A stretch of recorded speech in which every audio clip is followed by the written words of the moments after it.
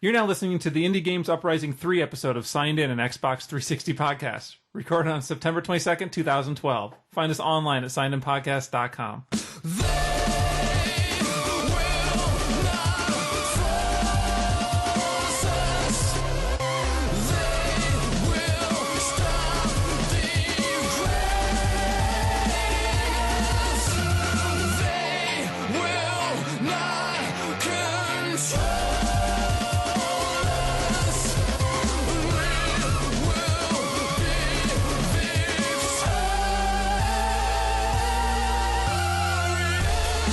Hey everybody, welcome back to Signed In. I am Jeremy Superfro33. I had to think. I am Greg Propdresser. That kind of day. And I'm Sean Shonix. And this is the very special episode of Signed In. It's always a very special episode, but this one's extra special. This is the one where we find out about Jeremy's drug habit, and we try to talk him out of it. You're not going to find out about it. Nobody's ever going to find out about it. We're here to talk about the Indie Games Uprising III. Yes. The third in the volume. The different theme song. Yes. That's right. If that threw you off, it's to match our other Indie Games Uprising show. Yeah. So we're going to spotlight all the indie games for the Uprising promotion for this year. And you can find them all on Indie Games. I'm sorry, I always do the slash. indiegames-uprising.com, and that is the official website for the Uprising this year. See videos for them and you stuff. can see videos. You can get links to all of them directly on the Xbox page. Mm-hmm. We're also going to have links directly to them on the Xbox page on our show notes on signedinpodcast.com. Mm-hmm. So you can hit them up there too if you want to see any of the games or be able to download them demo-wise. I would use that to find City Tuesday. Yes, you probably may want to do that. I should have done that. That's what I should have done. You should have. I should have. And I should mention that this will be episode 101, which came out a week before this episode. Yeah. Last week, our last episode has some supplemental to that. We highlighted our favorites. 3 of our favorites from the Indie Games Uprising. So we're going to mention them on here briefly, but there's a lot more in-depth conversation about those 3 games on episode 101. Yes. So check out that as well for some information on those. I was really just hoping we were just going to cut and paste. Just repeat that that's dialogue. What we'll do. Okay, cool. I'm sure it'll make a ton of sense. It might. I'm sure there's a flow that's important to those shows. Oh. So there were 9 games total that came out this year. They all hit their dates. I think they did. I think they did that last summer too. Were they successful at that? I can't even remember. I don't know. They were spread out one a week, wasn't it? What were they? Was it? I can't even remember now. Anyway. Listen to all this important information. There was some delay on those, yeah. And there was a variety of games. However, it wasn't quite as varied as last year's Summer Uprising. I agree. There were a lot of platformer things, a lot of... mostly a lot of platformers. Yeah, a lot of puzzle-based games. A lot of Portals type games. Like first-person puzzlers? Yes. Yeah, but that said... The majority of them were good, and so yes. Let's shall we just dig into them sequentially? I think we should go in order that they were released. Okay, so let's talk about the weirdest one of them all, which is qrth-phyl. I'm guessing at the pronunciation there by Hermit Games for 80 Microsoft points, as many of these were. To give it your one-sentence summary, it's a single-player 3D snake game. Yes. And so your typical 3D snake game. Exactly, as you do. Your grandpa's old snake game. Exactly. No. Well, yes and no. Not at all. So you're moving around at what I like about it is that it flips. One thing, there's so much to like about it. I'm tripping over my words already. Good start, Craig. The big thing that caught my eye about this one is that it adapts to your play style. And so the better, if you're playing really well, then it's going to ramp up the difficulty for you. But if you start dying a lot, then it's going to get a lot simpler for you as well. And it flip-flops between kind of a 2D because you have like a flat plane. Yeah. Well, I guess you start off that way. Sorry, there's an outside and an inside. To this cube that you're on. To a cube. The outside is more like 2D. I mean, you go around the different sides of the cube, but you're looking at it from a third-person view. Whereas inside, it's almost like first-person, and you're just kind of floating around. Yeah. And apparently I'm better at it than I thought I would be, because I for the longest time, I didn't realize that if you run into the walls, you would die. I thought for sure I was hitting walls. So did but I. Apparently, I apparently wasn't. You were doing fine. I was doing agree great, with that, because the same thing happened to me, because I was like, how did I die? And then they show like the picture of me, like they show it like hitting the wall, and I'm like, well, that had to happen. Yeah, I was like, really? I didn't do that before this point. Okay, go me. So you're as you do in a snake game, you're going around eating little dots, which then extend your snake tail, and you have to try to not run into your own snake tail, or any other obstacles that are on, or any other obstacles. Because as it gets more difficult, things start to appear. Sometimes they're static, sometimes they'll change. Also, they start introducing these kind of power pellet things, but you eat them, and then it shoots out a 4-way laser, or 6-way, I guess, if you're inside the cube. Yeah. It shoots out a laser. Which can kill you, but can also be useful for you because it can also knock out dots that are in that same line. Because you're trying to reach a certain level of dots, and then you go to a different level, and blah, blah, blah, blah, blah. There are also these little blue starburst things that appear every once in a while, and they seem to appear towards the end of each level or after a certain period of time, maybe. I'm sure it's randomized, but goddamn, those things are awesome. Did you guys eat those? I don't recall them at all. You eat it, and then you become like this blue supercharged snake. So I'm like, oh, no, I didn't do that. I'm like, I didn't get to that. I'm like, okay, but I wasn't really clear because it doesn't really give you full instructions necessarily. No, because it's a snake game. Yeah. And so I'm like, well, what the hell am I going to do? And then I accidentally ran into my own tail because I was like super long. Yeah. And I shrink down to starter size. Don't reset. Don't lose a life or anything. And then my entire body turns into dots. And you can eat those. Yeah, no, wow, yeah, it exploded your tail. Awesome. I was waiting to see where this was going. Yeah, I ate one of those. Yeah, and I thought I just killed myself. I was like, what did I just do? But you don't. But it's awesome. You shrink because if you normally kill yourself, do you shrink down again? I think you do. Yeah, I think you do. Okay. Yeah. But it was a great way to kind of reset my length after I had an enormous tail. After your build up. Yeah, exactly. Maybe they trigger when you have a certain sized tail. That's another possibility as well. To reset you. Yeah, and then you push through enough levels, and then you get a little bit of sort of a mini documentary about these style games, dot eating games. I didn't see. I didn't do. This is why you told me to spend time with it. Okay. Because I bought the game, but I was getting frustrated by the game. Oh, really? I was having control problems. I was in the same boat. When I was inside the cube, I was fine. Oh, I could move around. It's I do on have the a outside harder of the time cube. on the outside, yeah. Like it just seems like it's counterintuitive to the way I tried to invert the controls in case it was me that was doing something wrong. It didn't seem to fix my problem. I'm having a problem on the outside of the cube turning, and like it kind of feels like he's sluggish. Like as far as like when you want to go up or down, like I was finding I was going left or right. Yeah. I don't know what was happening. Like I was having a lot of control problems, and I was getting really frustrated with it. That's bad. But I do love the game, and I like the style, so I do want to push through it. And I think maybe I just need to spend some more time with it. Yeah, is the key. I love the sound design in the game. I think that is awesome. It's great, and there's also like this corruption thing happening too. So the better you get, like more of your side screen starts to get messed up, and so eventually it's going to make sort of obscure what you're trying to do. That's awesome. Yeah, it's a very arcadey game. You're going for the high score, and then there's also you unlock little challenge rooms where you just kind of run around in a particular room, eating as many dots as you can before you die. Those are pretty great. I like it a lot. I'm looking forward to put a lot more time in it. I had a lot of fun. Yeah, once I started, I inverted the controls or crossed it out or whatever it is. It worked better for me. Okay. But the thing about the game that I love is that when I first was playing it, I was like, this is ridiculous. And then next thing you know, you're playing it, and then you're pulled in, and then all of a sudden you're like dying. You're like, I'll play some more. I'll just play a little bit more. Yeah, I'll play some more. And then after a while, you're like, this game wasn't as ridiculous as I thought it was. Because this is like totally like 3D Snake. And solid. Snake was very addicted to me, like hanging on a Nokia phones. Whenever someone had one, that was the game I was looking for. Snake.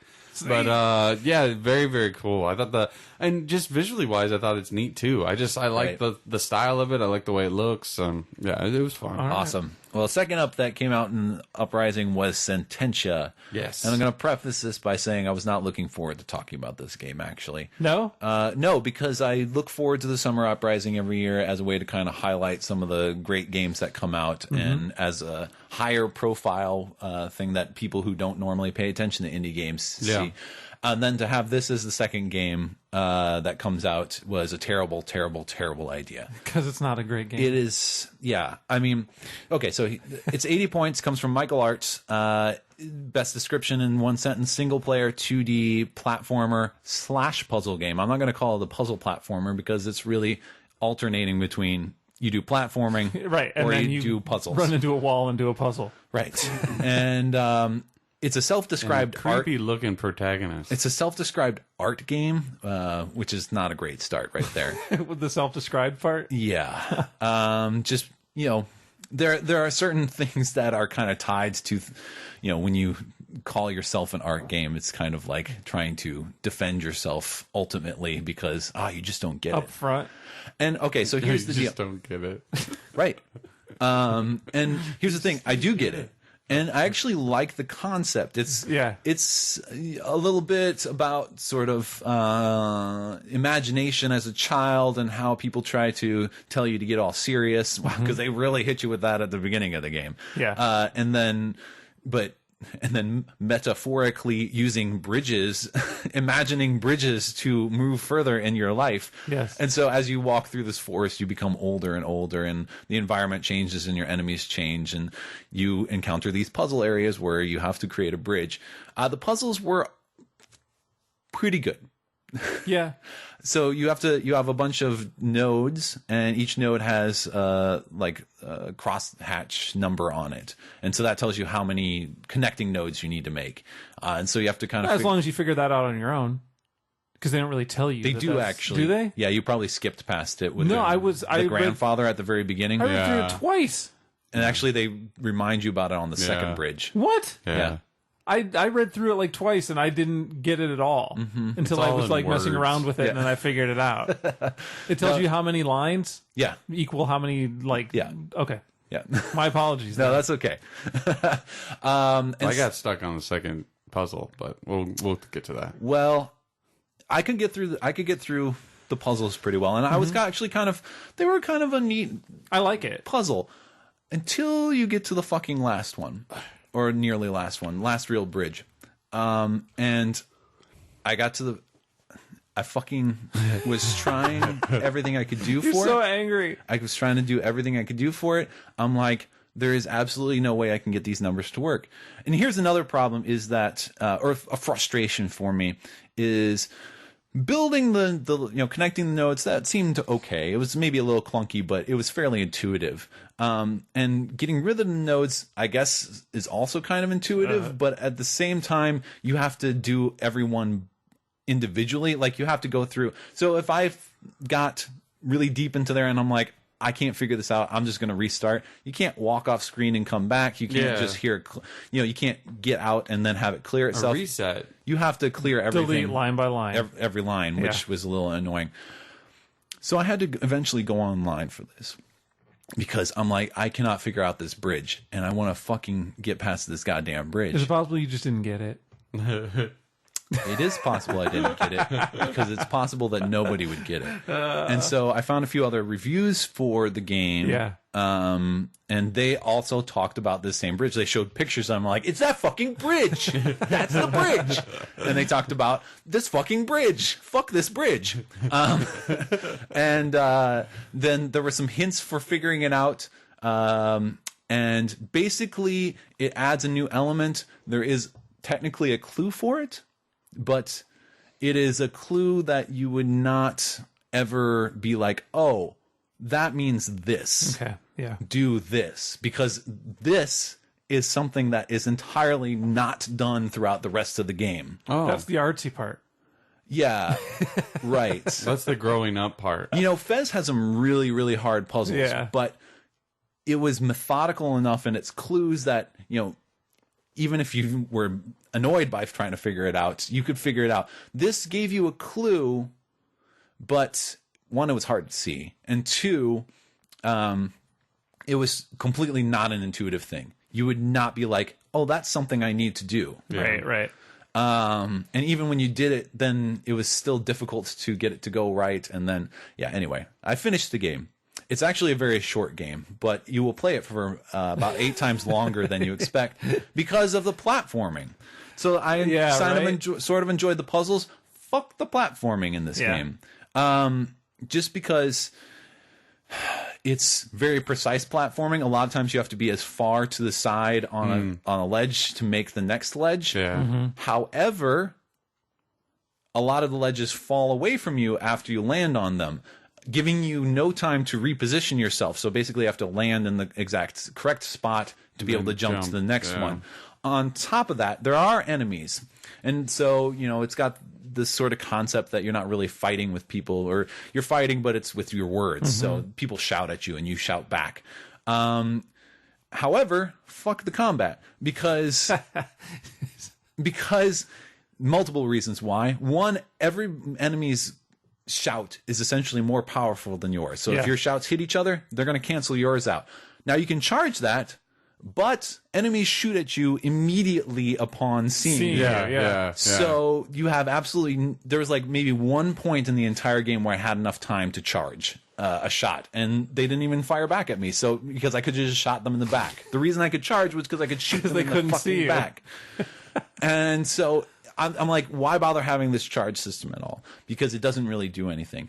The real problem with the platforming that adds to the platforming, however, is that these fuckers will shoot at you the instant you come within their range.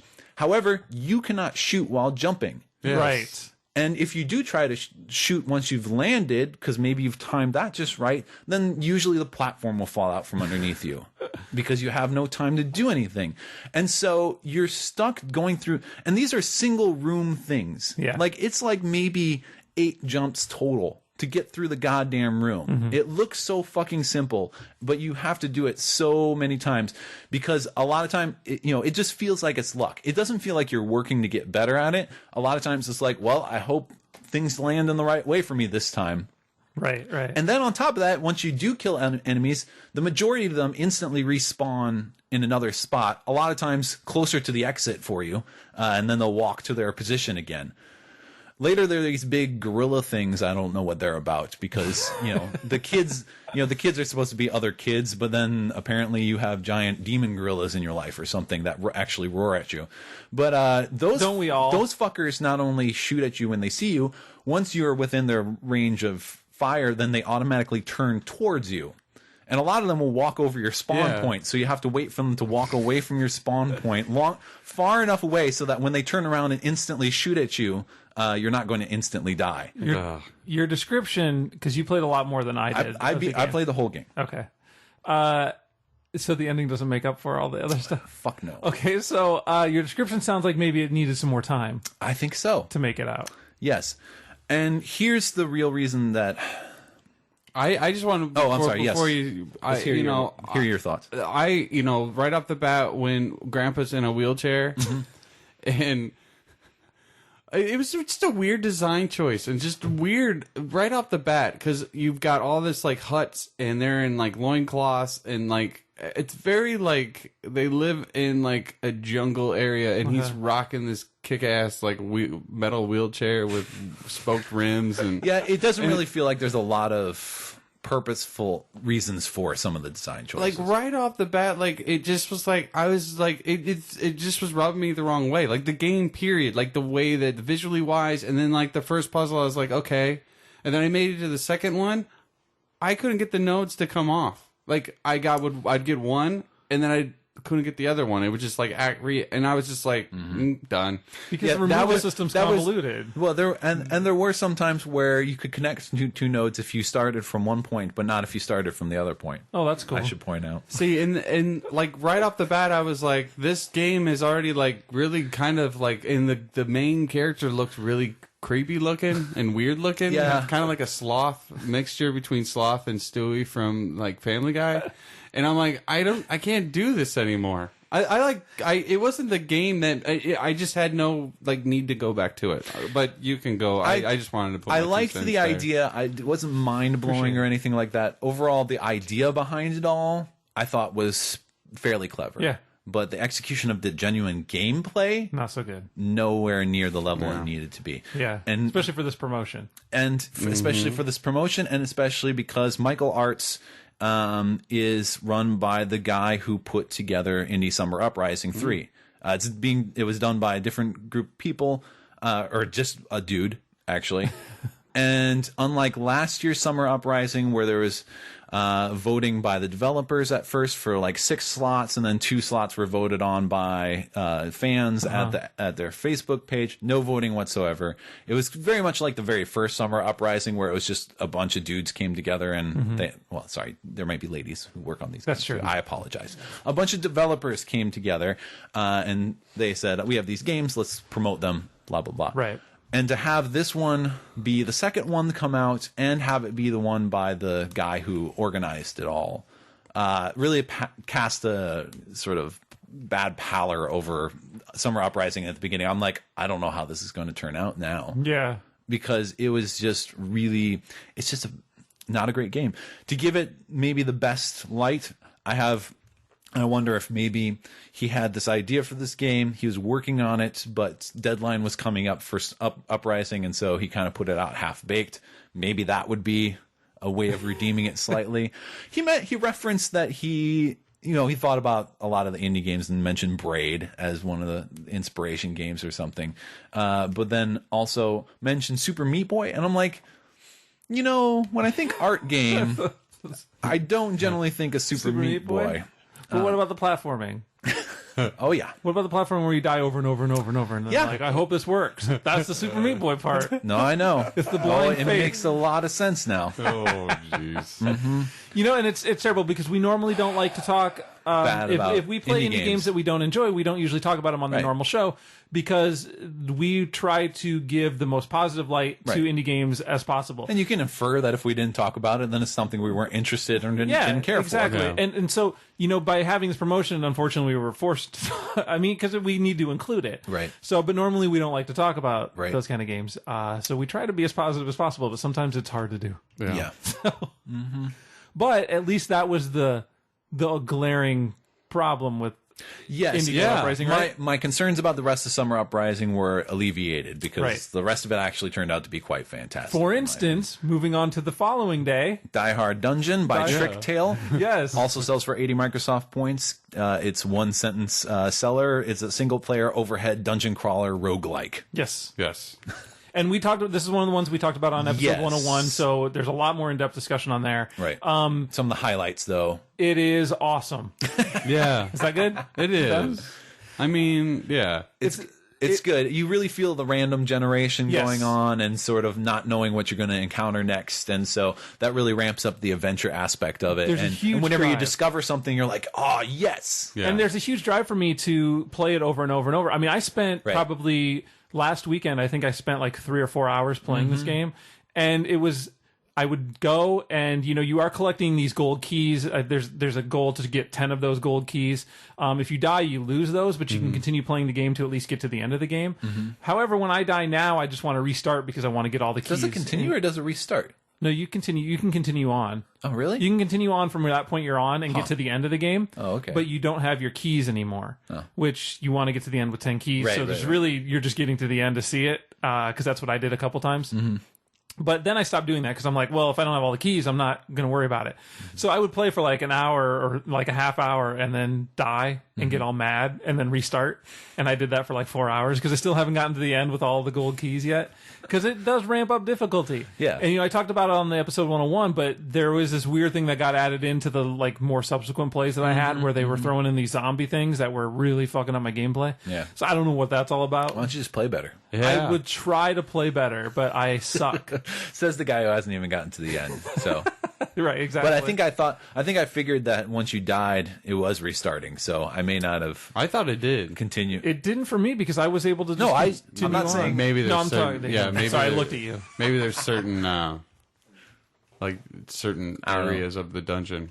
I don't know. It let me continue on, and then I was able to go through because there are a couple different boss battles you go through. But I didn't do it all in one go a couple times. Sure. So, Cool. But a lot of fun. You're leveling up yourself, your character. You're getting power abilities that you're earning in the game. You can level up your little treasure chest buddy that comes along, who also attacks enemies for you. That's awesome. There's a lot of just awesome, fun gameplay there. I have to admit, this is the game that I spent the least amount of time actually playing, short of actually short games. But And largely it was because it's not because I was like ugh towards the game. It was actually because like, oh yeah, I like this. Yeah. And so I'm like, I'll come back to this for certain. Yeah, it's great. It's a lot of fun. It is a lot of fun. Yeah. And it's neat because it's got, I think I said this on 101, but it's got all those familiar tropes that you expect for a roguelike, but at the same time, it feels like a very different game. Totally. Like it feels like a unique its own thing. Yeah. Yeah, definitely. Yeah, with like just the different options with their chests and how you open up the chests, and it's like a kind of like a slot machine, and like the little It's like the power. It always reminds me of how the they do ends that. of levels in Mario 2. Yeah, Yeah, when you, When you're trying to get the extra lives and stuff. yeah. Good stuff. All right, then comes Gateways with exclamation point. It's excited for two. This is the only 240 point game. And this is the one I played the least of. Oh, really? Because I've played a lot. I played it, and it was the same scenario. Oh, I'm yeah, like, I'm going to love this. Yes. I'm going to go check out these other ones. And I unfortunately haven't gotten back to it. So. Yes. Yeah. This is by Smudged Cat Games, which you might recognize as the developers of XBLA game Adventures of Shuggy, which I I spoke highly of. And if you look in the back, you can see That's posters. why they have the poster. Yes, I gotcha. They've also done several other indie games as well. Cool. That you can see advertised. So the one sentence pitch for this one: single player 2D puzzle platformer a la Portals. Portal. You know, the sequel. It is different from that because you gain basically you're the scientist who's gotten locked in his lab and you can't find his prized inventions, these portal guns, and so he's going around through the lab opening up new areas and upgrading himself and getting new portal guns. So you start off with just a basic one, which can take you from one place to the other. Later you get a size change one, which creates a big portal and a small portal. You can use that to either grow or shrink. Later there's a time dilating one where you place one portal and then you have a little time meter filling up. And then before that time meter fully fills up, you have to place your second portal. And so then it starts counting down. Nice. For the time, for the amount of time that you spent between placing the first and second portal, and then you can jump through that, and then there's extended time through, basically from the point where it's really hard to describe. And at first I was like, I can't wrap my head around this, but then it got more intuitive. And then you can kind of create clones to yourself by going through the second port. Like if you wait for your former self to create that second portal and then you jump through that, then there's going to be another version of you. And so there are a lot of doors. Basically, there are a lot of puzzles to figure out for unlocking these doors. And then there's... what was the other one? Oh, gravity. So you can place portals on if you place 2 portals on the floor, you jump in one, then you're going in one and then coming out the other one in the same direction. So you're going to invert your gravity. So now you're walking on the ceiling. So you can use that to walk on walls and stuff. And then they allow you to mix different portal guns. Because at first you can't. Like if you change portal guns, it'll delete everything that you're doing. And that's where it's fucking crazy. See, that's where I hear that stuff and it breaks my head even thinking about it because I worry that it's going to be too complicated for me. Here's the thing. I'm dumb. Here's the thing, though. They love you in this game. Because as you're going around, you also collect these little power orbs. Oh, that's right, and yeah. you're collecting a total of these power orbs. So if you are... and anytime you get to a puzzle, there is a help button. And if you want, you can spend essentially 45 things. You spend 5 just to unlock the ability to buy the thing. I don't know why it does that. Maybe it's so that if you accidentally do it, you only lose 5. And I thought the 5, if I remember correctly, wasn't the 5 it told you if you could even do it right now? Oh, that's probably what it is. So it changed the color, and if it was a certain color, it was something you didn't have yet. That makes sense. So then it's like, hey, you can spend 5 to find out if you should even be worrying about this. So then right now. if you spend the other 40 and then watch the video, basically it's not even just showing you a video and then you have to do it. It'll do it for you. Oh, nice. And so I'm in. For some, yeah, but later on, you're like, I got to ration these things out. I'll try this one. I'll try to figure this one out. Some of them are really, really complex, but brilliant at the same time. That's great. And there was one, oh man, I was working my ass off on it. It used all my portal guns. I had it figured out, and I just couldn't get it to work.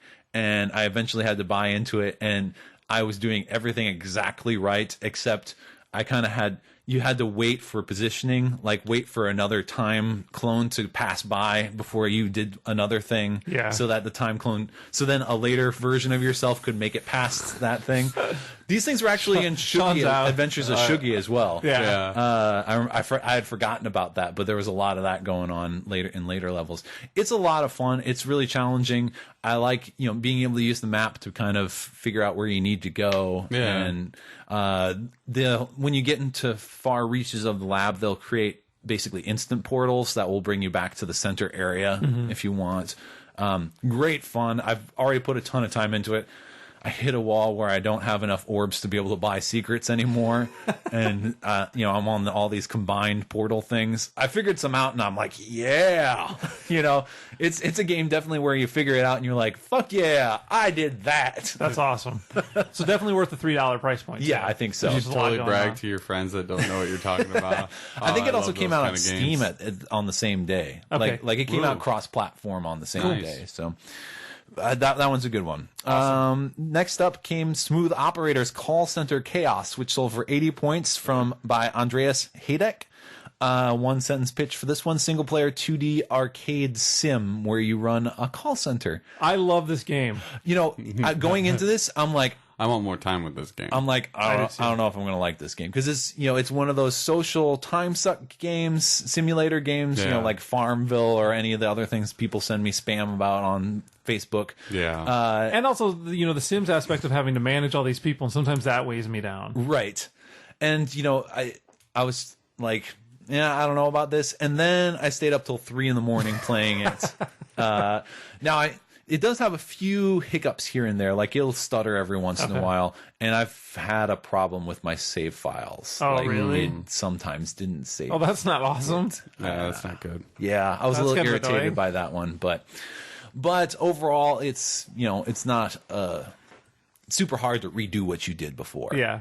So basically, you start off with a little office, and you have to attach parts to your building in order to build your call center, which handles both incoming and outgoing calls. Generally, more incoming calls. I'll tell you what, I worked in a call center for like 7 years, and reading the tutorial made me it was hilarious. Yeah, because it was exactly the same terminology, and also made me want to throw up because it made me remember all that terrible time in my life. Burn the place down. Yeah, so exactly. You have different types of offices. I'm going to build this place so I can destroy it. Different types of offices. Oh, that's pretty easy. Different types of offices and different types of workers. Generally, you try to place the right type of worker in the right type of office. Yeah. Because otherwise, they get unhappy if you're putting in the wrong one. But you can place them in any kind of office to. And this game does require some reading. I mean, you're going to have to research and kind of pay attention to what's going on and read the on-screen tutorials and the information that you're given when you're purchasing the things because that stuff does matter. It does. So know that going in, that it is going to require some work on your end. And so then you get through. So basically, you get these contracts, and each contract has a number of outgoing calls, incoming calls, and back office work that you have to handle. And so you need to use the proper amount of employees who are working at a proper pace with their equipment not malfunctioning and keeping them happy so they don't quit their job. Basically building all this stuff so you can finish your contracts. Because if you are too far off from your contract, it varies depending on how big the contract is. But if you're too far off, then you get penalized $100 for each of the goals that you had. However, if you get at least close to it, then you gain $100. So it's a big swing either way.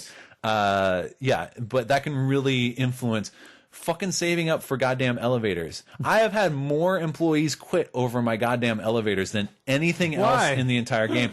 Because as your building grows, and so, there's only a limited amount of space that you can expand sideways. Here's my tip: in your early stages, make it ranch style because you don't want to get into the elevator business for a little while. Do save space for elevators because once you place an office, if you leave some space there, it'll kind of leave like a blank space.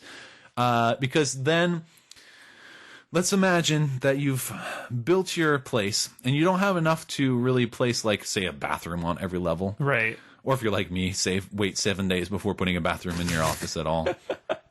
That's why those guys are so upset. You go to the bathroom before you come to work, and when you leave, like Tamagotchis. In later ones, though, I was like, oh, I got to put in a bathroom right away. I got to put in a cafeteria so they're not going home for lunch and all this stuff. But then eventually I have to start making, and my problem was I'm going to build a tower. So I built like 4 stories right away. And then every motherfucker has to go to the bathroom, and I could only afford one bathroom, which was down on the ground floor. So then they're all coming to this elevator, and this elevator takes forever. Here's the thing. Oh, so they had to wait for the elevator. Yes. And so you can monitor people's happiness. So you have like a little happiness meter. You can change their salary. Like you can... to do that, you can send them on vacation so they're gone for 3 days and they always come back like full happiness. You can change their work hours, which can be useful both for their happiness. You can use it to stagger groups of people so that if you only have one elevator, you can have like a morning crew and a night crew so that they're not all overloading the fucking place. This game is a fucking job. It is. I mean, it's not even like exactly. It's not even a sim. This was what I did for a living. But here's the other thing. Schedule management. Here's the other thing. You look at every character, and it gives them a random name or something like that. Yeah. But you can see their thoughts, and so they have happy thoughts and negative thoughts. And some of them are just like, quit yelling at me for like the the outgoing call people and stuff like that. But whenever people quit, like it gives you an announcement, and then they have like a special pissed off balloon above their head. And I always go check, and like 9 times out of 10. 50% of the red things that they say are like, this fucking, well, they don't say fucking, but this elevator is too slow. I'm like, my fucking goddamn elevators. I built facilities with like 5 elevators, and they're expensive. They're like $5,000. Yeah. I'm like, work, motherfucker, so I can buy you another fucking elevator. It's seriously, if you had called this, get yourself a fucking elevator, that would have been an accurate description for my gameplay. They have other options, right? Like you can do like the you have to wait till they upgrade though, and you have to hire particular people in order to start unlocking upgrades. Okay. Project managers, I believe, is what they're called. You can also get account managers who start adding new accounts, and I'm like, whoops, that was a bad idea, because they'll just keep working and getting you new accounts, and it's not like you're like, yeah, I'll take that account. It's like, here's your new account, and then it's like, you have the workforce for it. fucking need to, because each of your little workrooms is assigned to an account, so you have to build a whole new workforce for that and all this stuff. I did like the HR managers who allow you to increase the number of hours people work and decrease their lunchtime without pissing them off. Nice. So I had like, more HR. Come on, let's get these fuckers working. You can hire managers as well, who work in the trenches with the call operators. They run around and yell at everybody and increase productivity. However, they get very unhappy very quickly. You have to send them on vacation quite often.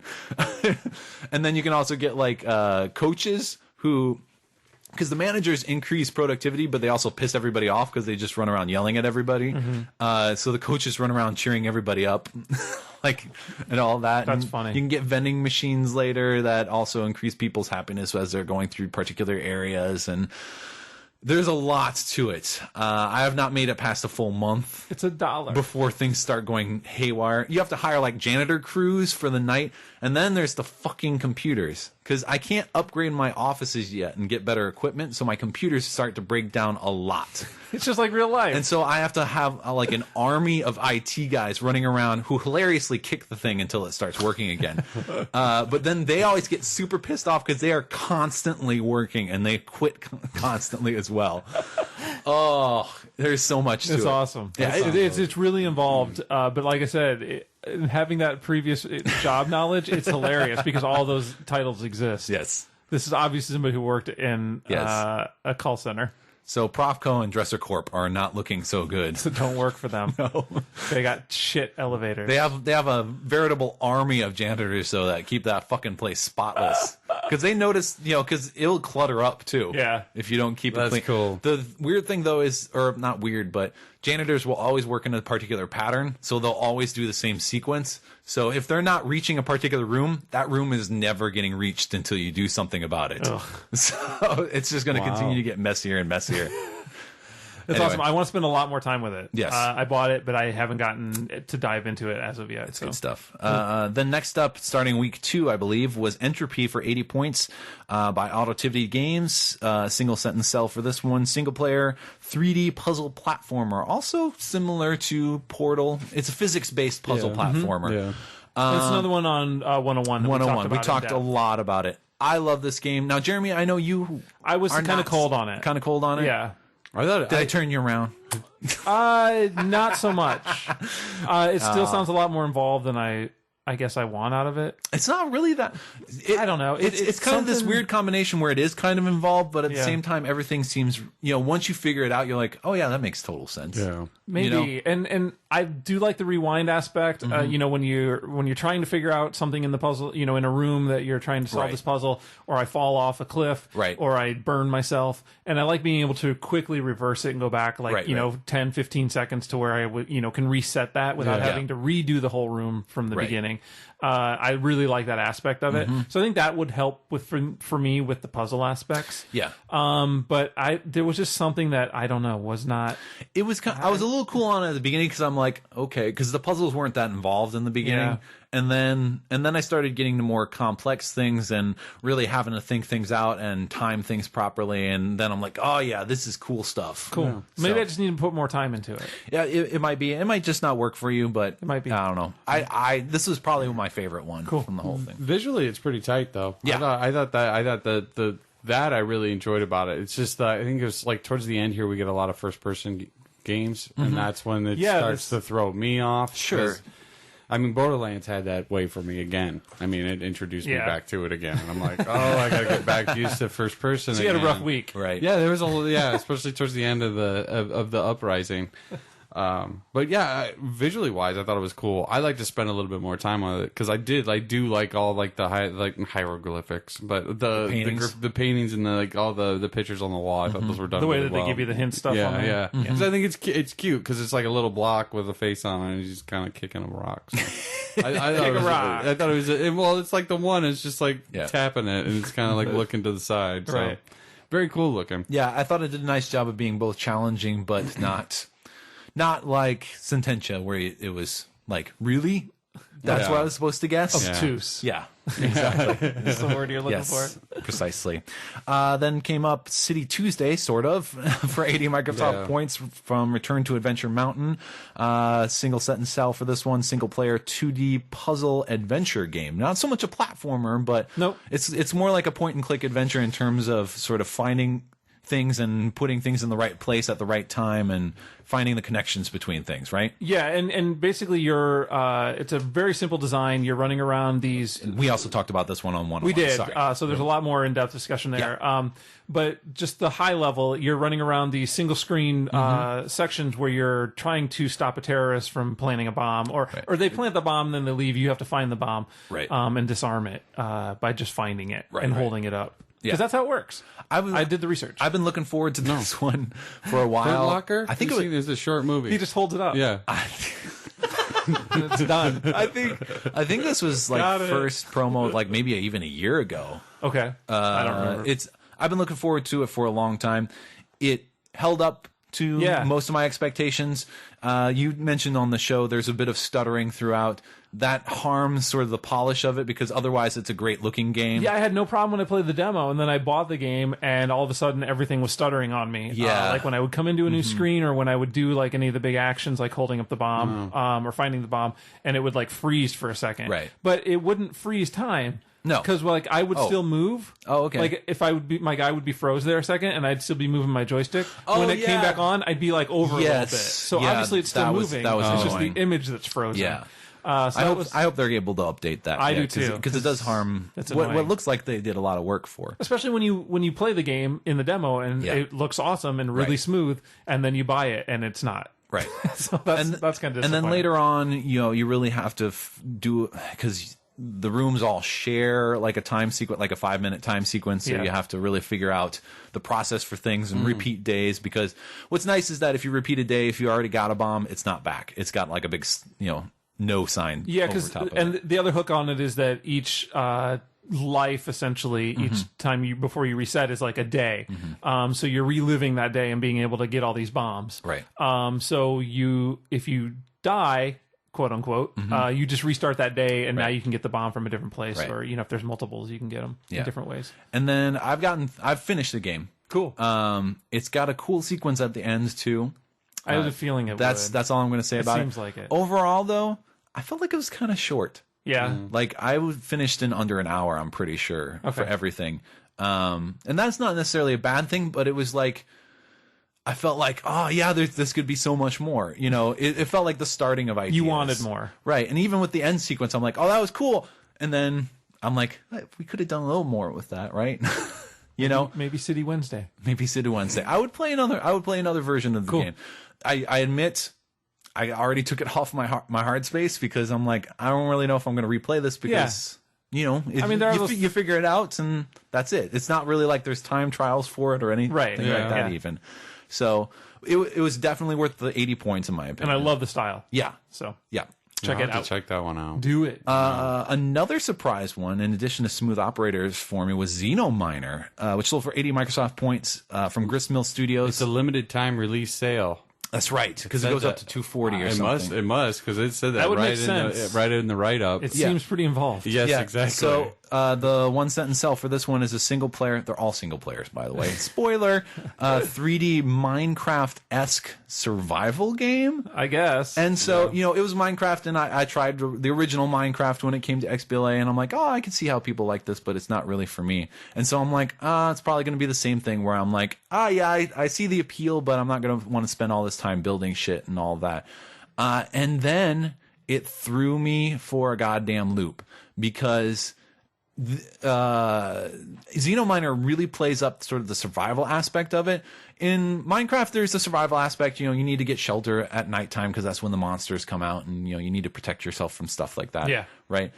Here, however, you have so you've crashed on this planet basically, and the computer's barely survived, and you have one thing that's really nice is, you know, you don't have like this pick. You have like this, well, it's called a pick, P-I-C-K. Right, yeah. They were kind of clever with some of that stuff. Yeah. And so it functions in basically the same way as Minecraft does. But you have, the air is not breathable. So you have oxygen levels that you need to refill. And you can do that by mining ice and then converting that really easily, or just mining the regular soil, which has traces of ice. So then you need a lot more of that in order to convert to oxygen. Then you also have power levels that are decreasing. You've got one set of solar panels that if you're standing near it, then it'll automatically charge your batteries. And then on top of that, so the atmosphere is so thin that when the passing stars basically come over the horizon, you're bombarded by dangerous radiation. Levels, yeah. So you have to imprint. And here's the thing. So I'm playing through and I'm like, oh yeah, I need to go through and search. So I'm, you know, walking around like, oh, cool environments.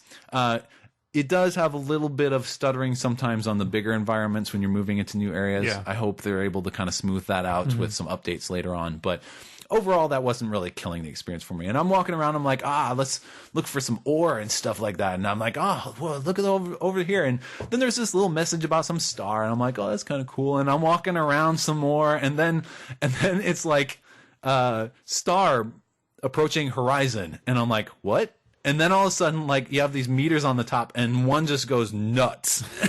And I'm like, fuck radiation. I run over to this hill, and I just, like, start cutting a hole in the side of this mountain. And I get inside, and I'm like, I'm still getting... because it's still coming in. Yeah. So then I just seal myself into this mountain. And I'm waiting for the star to pass. And the problem is that I've wandered very far from my... solar panels. Yeah. And so my batteries are like at critical levels, and I'm like, what the fuck is going to happen? I'm like, what systems are not going to work when my batteries go dead? And so, you know, it's getting down to like a sliver, and the star has passed its zenith or something like that, but it's still out there. Like I open a hole, and like the sky is red. and like my radiation levels go spiking, and you have, you know, radiation poisoning, and then you start losing health if it gets too high in there.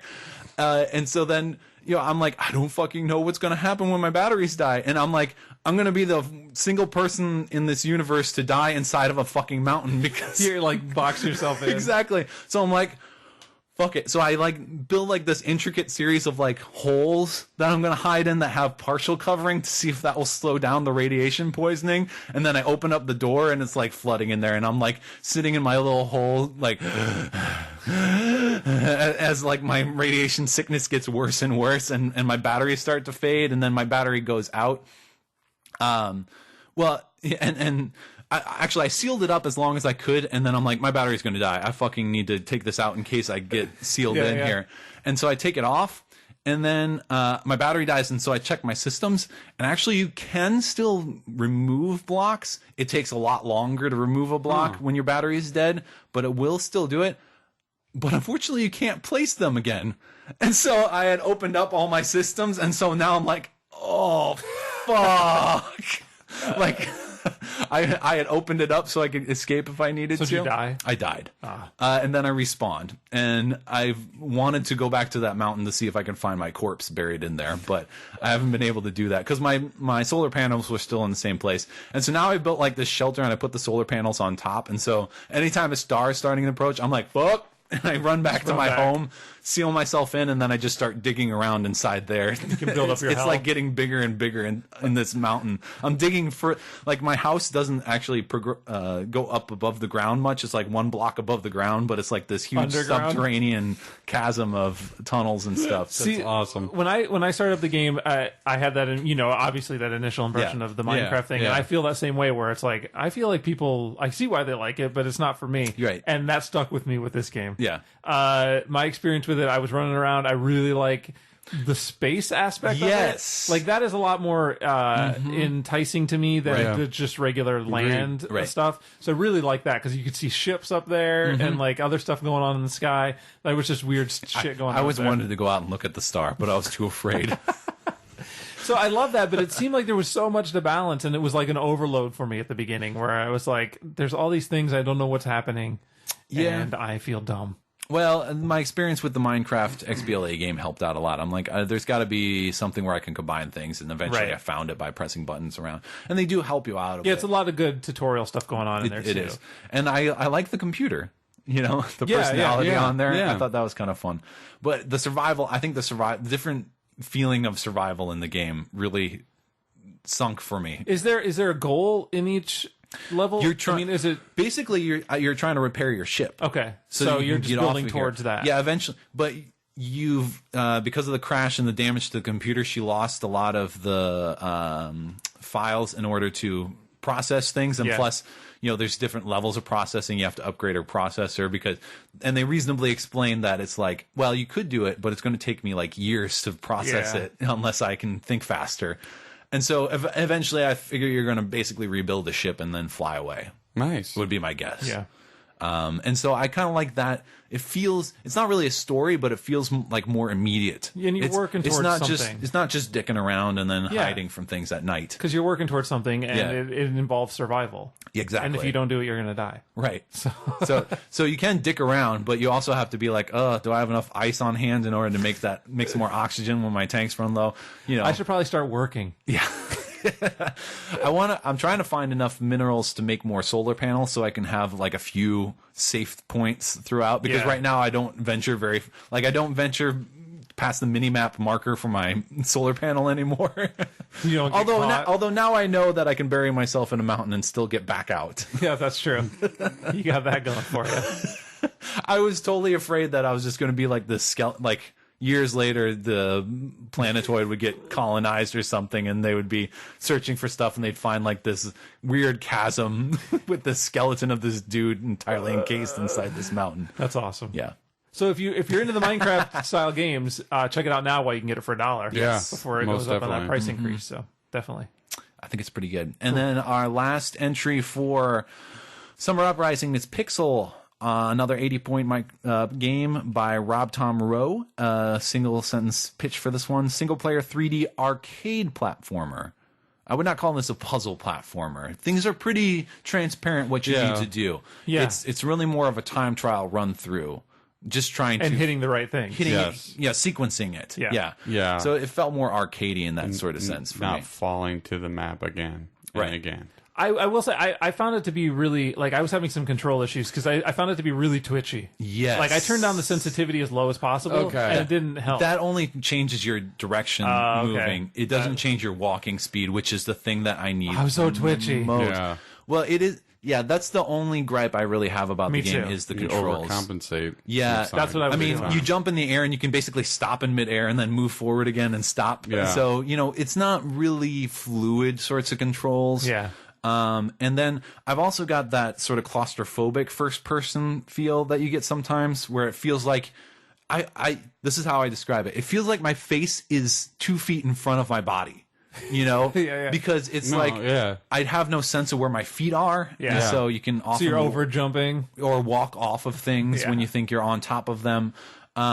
That's really my only gripe with it, is that I do fall a lot. However, that said, it's very short. I finished it. I didn't finish it as of yet, but I mean, you do get a gun, like a portal-like gun that has different. It's more of a charge gun, but yes, you look a lot like you look a lot like your robot mode from Xenominer. You got a little bit. You got the pick on the right hand side, and then it's just, but you're not. You don't have all the because the all flare. And stuff. Yeah.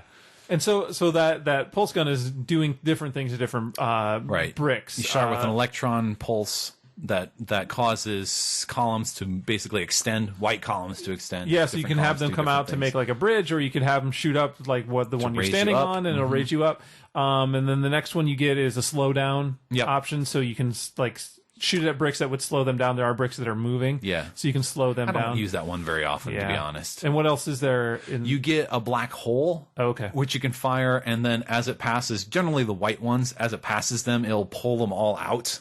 So, nice, because they retract also. Like all the things eventually retract. Yeah, it's a limited time. And so you can use that to create basically instant walkways, or if you misfire and you fire it at a weird angle, then you have these weird stepping stones for you. And basically, you have to try to figure out and basically you're just trying to get from point A to point B. So you're starting at this point and trying to get to this hole on the other side of this and there's portal. a timer. And it's just a one room that you're in. Right. That you're trying to get through. Generally pretty short distance. I think the longest times for gold times were like 43 seconds or something around that span. And I was finding that ones that I could figure out right away, I was doing it in almost half the time in some of the rooms. So, but yeah, I think there's like 26 levels, and they don't really take a huge amount of time.